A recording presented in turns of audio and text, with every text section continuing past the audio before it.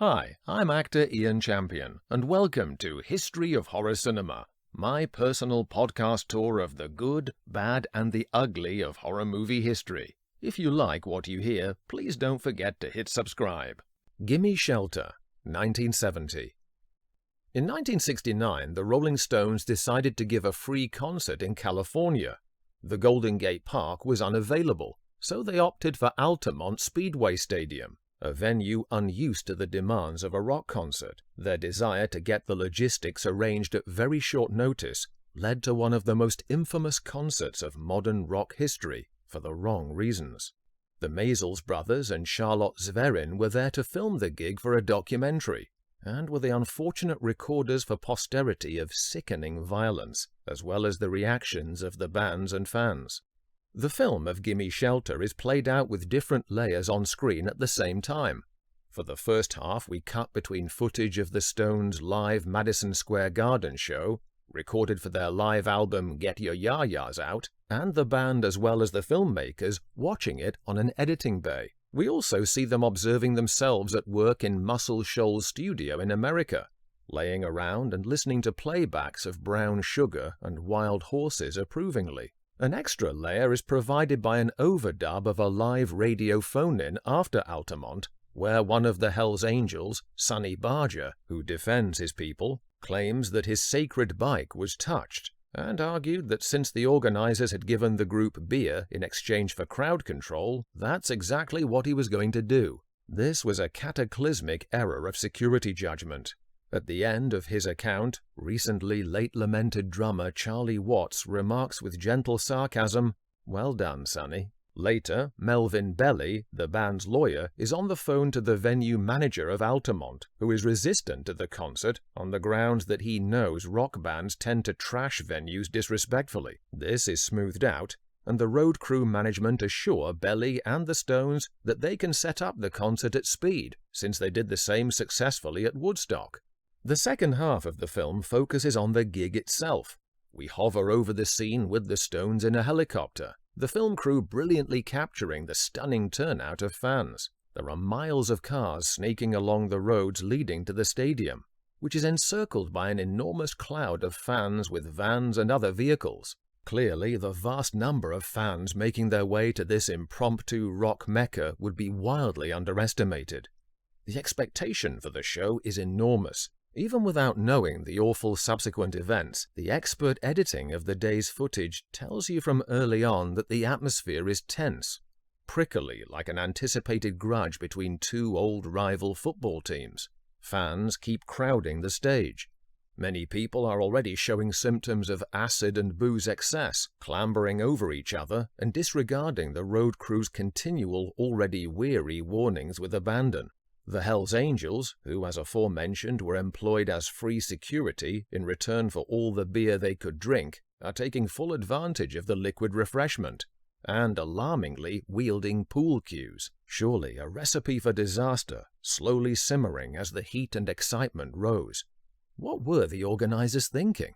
Surely this could only have been the result of over-hasty decisions made without the benefit of time for smart and safe planning. Jefferson Airplane, who opened for the Stones, were like test lions thrown to the wolves. Their co-lead singer is knocked out by one of the Angels. Paul Cantor joking to the bikers, "I'd like to thank you for that." Santana, as well as Crosby, Stills and Nash play, not shown, and the Grateful Dead wisely opt out, sensing the brewing trouble that has already begun erupting. This is all before the main act comes on. Initially, as Jagger and the guys leave their caravan, they have no idea what awaits them. But it doesn't take long to get them up to speed. After they open with Jumpin' Jack Flash, they begin Sympathy for the Devil when violence breaks out between fans and the Angels, who mercilessly solve their problems with bludgeonings. The irony of the song's subject isn't lost on Mick. "Whenever we play that song, something funny always happens," he muses. To be fair, the volatility is not entirely the Hells Angels' fault, especially when you see the chemical, alcohol-induced state of many of the other revelers. The song becomes increasingly ragged as fans circle, always a bad sign, around a spate of fighting. This happens roughly 4 times during the Stones set.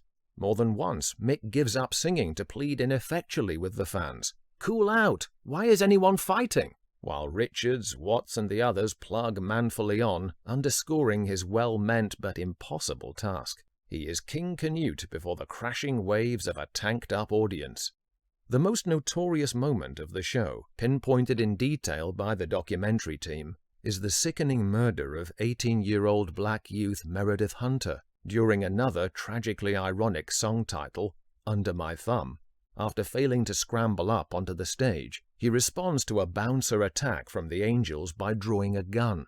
In an incendiary environment like this, it was the worst and the last thing he would do. We witness him being stabbed by one of the gang members as he disappears from view. Just so that we're sure of what we see so fleetingly, one of the Maysles brothers asks for a rewind and freezes the image to clearly show us and Jagger that Hunter is brandishing the firearm in the air, and the knife of his killer is visible. Having never seen Gimme Shelter before I wrote this review some years ago, but hearing varying accounts of the inciting incidents, this was a shocking moment to witness. Far from excusing his harrowing murder, of course, it simply compounds how out of hand the evening had become. The Stones should be given credit for attempting to stay on stage as long as possible and ride out the unfolding concert's carnage at some considerable potential threat to their own safety. Mercifully, it's not long before they head for the safe haven of the waiting chopper. We then return to the editing studio, where a somber mood breaks up the session between the Maysles, Zverin and the band. Gimme Shelter ends with a freeze frame of Jagger's sober expression. There is nothing that can be said. Altamont became a symbol of the end of the 60s dream for many, as powerfully as the shocking Tate LaBianca murders perpetrated by the Manson family the same year. Gimme Shelter is a shattering experience, superb and compelling. It's not so much a concert movie, each Stones song hopelessly collapses amongst the chaos, but more of a warning about the dangerous folly of hastily prepared restagings of mass public concerts. Thanks for listening. If you like what you hear, please don't forget to hit subscribe.